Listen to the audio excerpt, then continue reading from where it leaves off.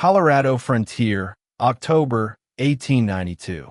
The first light of dawn cuts through the chill at the Rusty Spur Ranch, where Henry Caldwell's Colt revolver shakes in his calloused grip. At 55, he's seen enough ghosts from his past to fill a graveyard. 30 years of them, whispering in the wind. 7 horsemen ride up through the fog, led by Victor Slade, the tycoon who controls half of Ridgewood and hungers for the rest, including the 20-year-old woman hiding behind Henry in her ripped bridal gown. Her name is Clara Benson.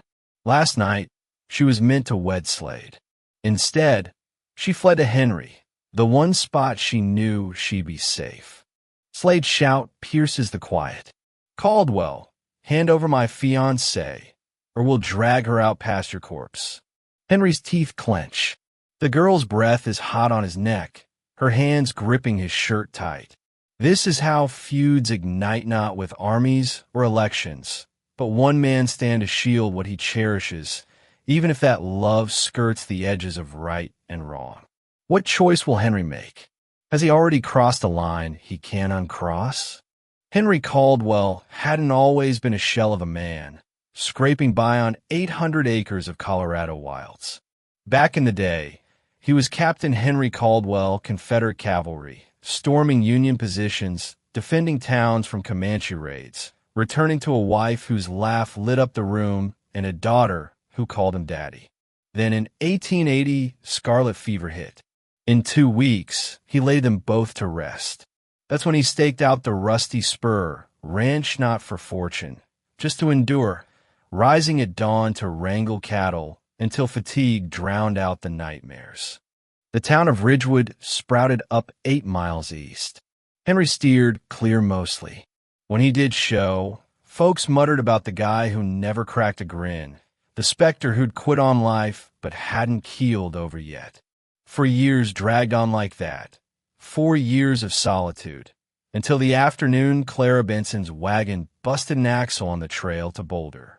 She was 19 then, straight from a ladies' academy back east, brimming with poetry and ambitions. Her pa ran Ridgewood's Soul Bank. Her ma had passed giving birth to her, so Clara grew up tough and headstrong under her father's watchful eye. The wagon was hauling her back from kinfolk. 5 outlaws hit them at Eagles Pass. They were after payroll. All they got was a girl with fire in her stare. Henry was tracking elk nearby when her cry echoed. He burst in to see Clara cornered against the wagon, dress shredded, as the 5 argued her doom. Henry didn't pause 3 blasts, 3 bandits down. The survivors bolted at the steel in his gaze, the mark of a killer numb to it all. When Henry pulled Clara from the wreck, a spark jumped. She peered beyond his rugged features to the sorrow beneath. He glimpsed past her youth to the spirit emerging. "Thank you," she murmured. Henry just dipped his head. He saw her to town, turned down the bounty, and vanished into the hills. But Clara couldn't shake him. She started trotting her horse by a spread, stealing glances. Henry spotted her, but kept his distance, sniffing trouble in a young woman's wandering eyes. One evening, she knotted a blue scarf to his fence post, embroidered fine, with a slip reading, "Thanks for my life. May peace find you." Henry tucked it away, swore it meant zilch. But in Colorado, secrets don't stay 6 feet under, not scandals, not yearnings, not history. Victor Slade blew into Ridgewood like a dust storm settle at first, then ruinous. 46, flush from mining and real estate deals, he grinned widely, preached growth and wealth. Locals eyed the promise. They missed the shark. Slade's game was straightforward. Lend big, then crush. He floated easy cash to faltering farmers and shopkeepers. When payments lagged, he seized their holdings. In 18 months, he claimed a quarter of the county. Then he targeted the Benson Bank. Thomas Benson was straight arrow in a crooked trade. When blizzards wiped out herds, he stretched loans. When fires gutted stores, he held off seizures. Noble, sure, but it bled the bank dry. Slade proposed a merger, An infusion for Ridgewood's tomorrow. The fine print was a trap, the rates killer. In 5 months, the place was sinking. Benson faced ruin or Slade's ultimatum. Wed his daughter for solvency. She's 20, Benson objected. Plenty grown for responsibility, Slade shot back. Meanwhile, Clara had blossomed into a stunner, chestnut locks gleaming in the sun, green eyes sharp with smarts, curves that made cowboys stammer and elders reminisce. But her mind fixed on one, the recluse at Rusty Spur. She'd ridden his borders scores of times, praying for a sighting. Once she spied him shoeing horses, shirt unbuttoned, sinews rippling under tan hide. She hid in the brush, pulse pounding, till he sensed her and she dashed. She was tumbling for a stranger twice her age, a man fit to be her pa, a ghost among the living. Didn't matter, desire defies logic. When her pa broke the engagement news to Slade, Clara's universe crumbled. I refuse, she declared. You will, Benson choked, for the family. Slade would erase the debts. The bank endures, the town thrives. And me? Benson averted his gaze. You'll adapt, but some fates outrank endurance. Some demand rebellion, even at life's cost. The nuptials were slated for October 10th, 1892. The whole town was invited. Slade splurged champagne from California, gown from New York, orchids freighted from the coast. His crowning glory, legal lock on Benson's assets and the county's prized beauty. Clara spent the eve barricaded in her chamber. Her pa had confiscated her riding gear, station a watchman. For your sake, he claimed. That night, Slade paid a call, shooed the guard. Clara stood at the window in her shift, arms folded, eyes averted. My sweet Clara, he purred, slick as oil on gravel. Tomorrow you're Mrs. Victor Slade. My flesh, maybe, she spat. My soul? Never. Slade edged nearer. His leer tracing her form, the dip of her hips, the rise of her bosom under sheer fabric, the stubborn jut of her jaw. Souls can be schooled, he said, tamed, reshaped. I'm a dedicated instructor. Clara's flesh crept. This was her destiny. His paws on her, his bulk pinning her his twisted lessons. You'll find me a tough pupil, she warned. Slade smirked. I count on it. Taming the untamed is my thrill. He departed, leaving that vow like venom in the air. Clara bided till midnight. House hushed, guards snoring.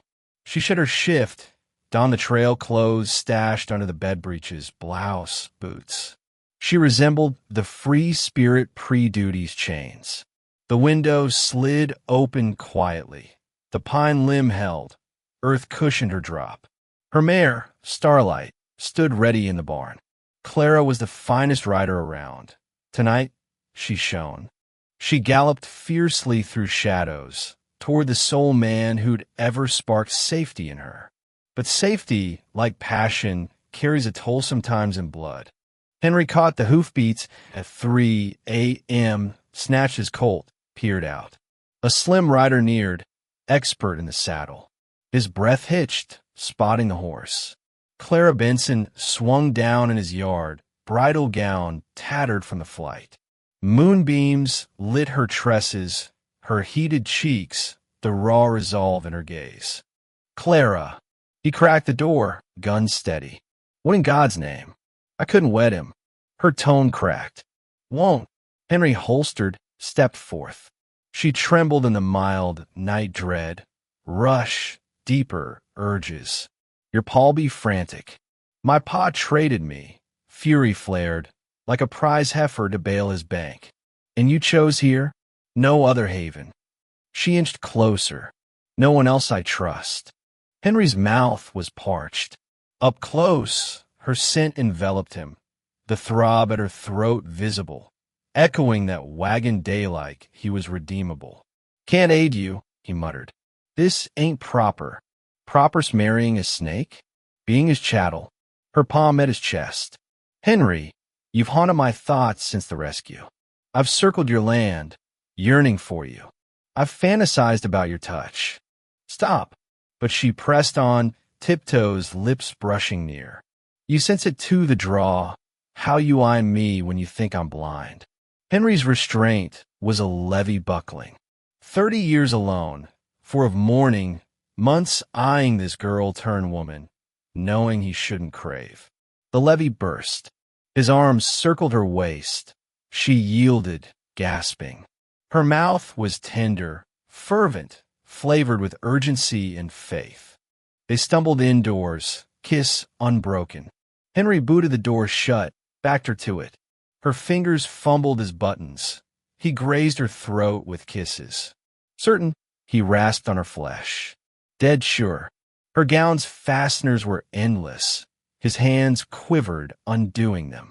She aided, haste mounting, bearing creamy skin, the heave of her chest over lace.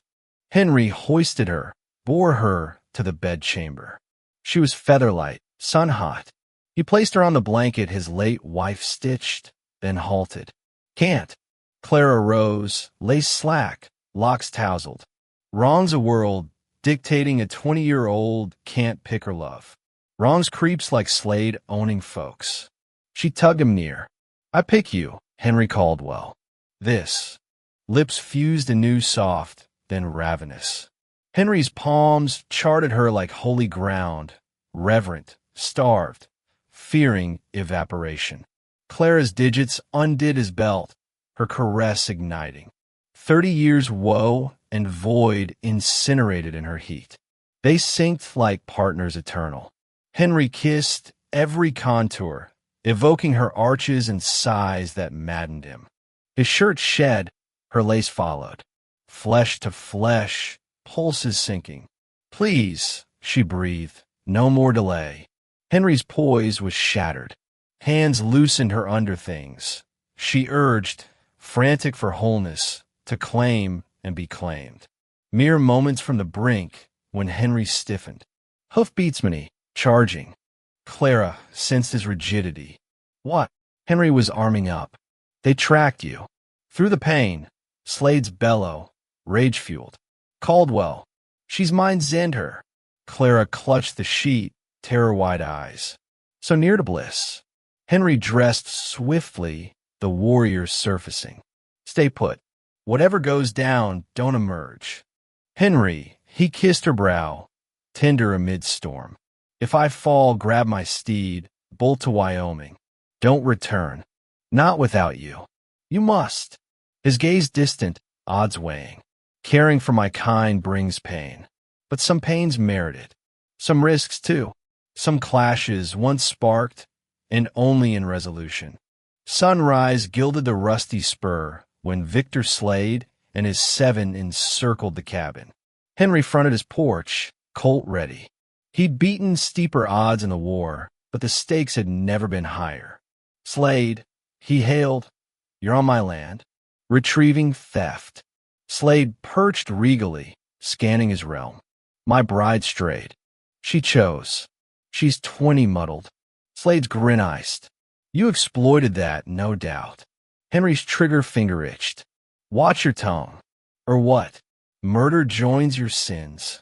The rider's fanned, holsters handy. Henry pegged them. Mercenaries, killing for coin, remorseless. One shot, Slade offered. Release her, we forget. Keep her. Colorado hears what Henry Caldwell is. And that, the sort who preys on naive girls, twists loss into vice. Henry descended. 7 to 1 in cavalry times, he'd summon aid. Today he was it. She's no innocent, he said low, and not yours. Slade's mask slipped. I bought that girl fair paws in my pocket. Collect from him. After you. A gun hand drew. Henry's Colt roared. The man slumped, shock eternal. Bedlam broke. Henry ducked behind a barrel as slugs shredded timber. He tallied. 6 shooters plus Slade. 5 now. 1 flanked right. Henry's second round felled him. 4. They scattered, using sheds for a shield. Henry pinned, outmatched, ammo dwindling. Amid blasts, Clara's shriek a slug shattered the bedroom glass, shards raining. She was cut. Something feral roused in Henry a fury that fueled Gettysburg echoes, the wrath of the bereft. He charged the stable, 2 foes holed up. Colt cracked twice, both dropped. 2 plus Slade. He tumbled behind feed sacks, reloading from drills. The remnants were pros, but no vets. No chill execution. One exposed. Henry's shot pierced true. The final panicked, fled his mount. Henry spared him some bullets wasted. Left Slade, the mobile dismounted, horse as barrier. He brandished a fancy .45, showy but sloppy. Done, Caldwell. Done when I say. Slade exposed, blasting wildly. Henry aimed steadily, fired. Colt empty. Slade grazed his arm, whirling him. Henry hit dirt, gun skidding. Slade advanced, muzzle up. Twice her age, eh? Let's test that. Henry rolled, yanked his backup .38. Dual shots. Slade's missed. Henry struck home. The Tycoon teetered, hubris to stun, then crumpled like timber. Henry rose, arm bleeding. Yard strewn with dead, powder haze drifting. Distant, the escapee galloped. Henry! Clara rushed out, half-clad, caught his stagger. How bad? She probed. Survived worse. But pale, breaths ragged. Clara guided him in, ripped bandages, hands steady despite the quake. Don't you die on me, Henry Caldwell. Not intending. Faint smile. Got reasons now. But battle's end was mere start. In Colorado, justice wore many hats, toughest bout, believing you earned victory. Ridgewood folk arrived midday, gunfire rumors drawing them. Found Slade lifeless amid his thugs. Found Henry patched, Clara defiant beside him. Thomas Benson rode in, seeing his daughter hair mess, gown wrecked. Loyalty fiercely grasped some bonds unbreakable. Papa, Clara said softly, I'm staying. Benson eyed the carnage, Henry's sling, her unyielding pose. I see. Marshal Kane demanded accounts. Townsfolk, clarity. But rifling Slade's gear unearthed more than gossip. A chest of phony deeds, rigged contracts, proof of widespread swindling. Slade fleeced us all, Kane declared. Caldwell shootout, self-defense. Whispers about the rusty spur hermit shifted, rescued their kin, unmasked the wolf. Doc Ellis mended Henry's wound. Lucky, the medic said. Inch over you'd bleed out. Ain't luck, Henry replied, fixed on Clara. It's purpose. Healing demands time, love, and forbearance. Hidden scars are deepest. 8 months on, frost-blanketed Colorado flats. Rusty spur hummed stock to break, herds to drive, a shared existence. Henry mended full, though his arm twinged pre-snow. Clara embraced ranch life, mastering vetting and ledgers. They wed on a Wednesday in June 1893, a quiet affair, Thomas Benson beaming as he gave her away. No extravagance, just a plain ivory dress that stole Henry's air. Do you, Clara Benson? Take this man, I do, she cut in. Do you, Henry Caldwell, I do, firm as rock. Their honeymoon night fulfilled the thwarted eve tender yet wild, slow yet urgent, holy and utterly passionate. Clara's patience amplified each caress. They loved by lantern glow, with stars overhead and tomorrows vast as prairies. Henry mapped her form like salvation, murmuring her name devoutly. After, tangled pulses easing.